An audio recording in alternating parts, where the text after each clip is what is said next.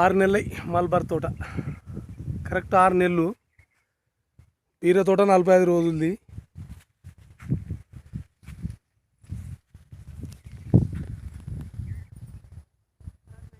ఎకరంలో 400 మొక్కలు వచ్చినాయి.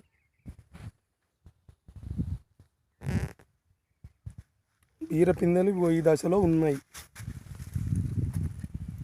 ఈ దశలో 42 రోజులై బీర చెట్లు.